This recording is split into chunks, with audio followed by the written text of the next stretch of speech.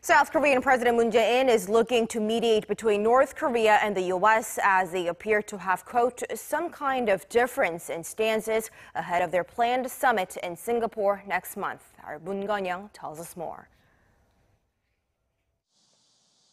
Breaking its day-long silence since North Korea abruptly called off a high-level dialogue within hours, the scheduled time, and threatened to pull out of next month's historic summit between its leader Kim Jong-un and U.S. President Donald Trump. South Korea's presidential Blue House said it'll actively perform the role of a mediator to bridge the gap between the two as they appear to have some difference in stance. The members of the National Security Council Standing Committee decided to closely coordinate through various channels between South Korea and the U.S. and South and North Korea so that the upcoming North Korea-U.S. summit will be held successfully in the manner of mutual respect.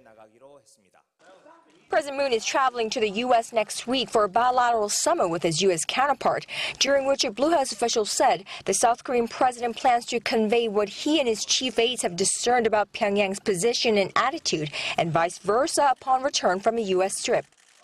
The Blue House and President Moon's key security officials do believe, however, that both North Korea and the U.S. are still serious and sincere about making the June 12th summit happen, and Seoul intends to continue discussions with Pyongyang to hold high-level talks that it canceled on Wednesday.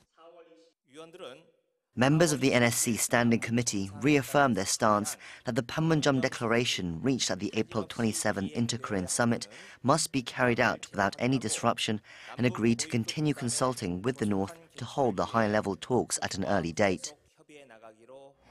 As important and symbolic the April Inter-Korean Summit was to the South Korean president and his team, it's actually the North Korea-U.S. summit that the president has placed his bet on in realizing peace and denuclearization process on the Korean peninsula. So it seems that the South Korean president, who's basically laid the groundwork up until this point, couldn't just sit back and watch Pyongyang and Washington drift any further and away from this hard-won opportunity. Moon Connyoung, Arirang News, the Blue House.